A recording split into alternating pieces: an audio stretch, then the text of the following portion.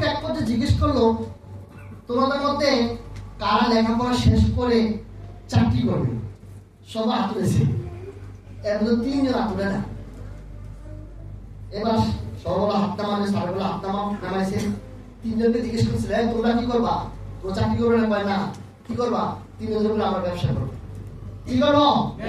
ব্যবসা করবো। এবার শিক্ষক বললো, তোমরা সকলেই লেখাপড়া শেষ করে সার্টিফিকেট গুলো এই 3 জনের কাছে আগে জমা দিয়ে রাখো, কারণ তোমরা 3 জন সবাই ওদের ইন্ডাস্ট্রিতে চাকরি করতে বুঝতে পারলাম?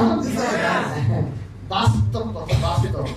এটা আমার জীবনে বাস্তব, গল্প বাস্তব কথা। সুতরাং চাকরির চেয়ে ব্যবসা বাণিজ্য অনেক উত্তম, কারণ চাকরিটা অন্যের, ব্যবসা কিন্তু নিজের। আপনি যেটা করবেন ব্যবসা, আর এই ব্যবসাতে আপনার কর্মের ফসল আপনি পাবেন। আপনার অধিক শ্রম দেন, দ্রুত লক্ষ্যে পৌঁছবেন। আপনি কৌশল প্রয়োগ করেন, বেশি আয় করবেন।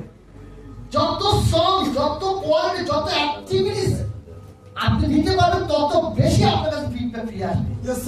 আর চাকরির মধ্যে শব্দ দিলে পাইব কে কোম্পানির মালিকের বাবা হইতেন না, আমি মাসে ফেরত দিই বেশি খেতেন না।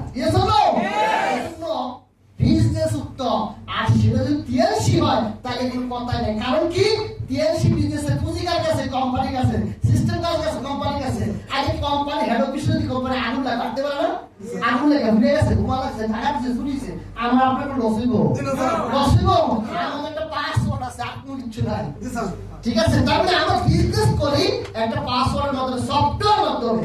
আমাদের ক্ষতিগ্রস্ত হওয়ার কোনো সুযোগ নাই। সমস্ত ঝুঁকি কোম্পানি আমাদের নাই। শুধু এমন ব্যবসা হয়, তো সমস্যাটা কোথায়? আমরা সারা পৃথিবীতে করতে পারবো, সারা পৃথিবীতে করতে পারবো। সুতরাং ওই মানুষগুলো ডিফারেন্ট, যে মানুষগুলো 3C কনসেপ্টের মাথায় থাকে, তারাই একটু ডিফারেন্ট। ক্লিয়ার?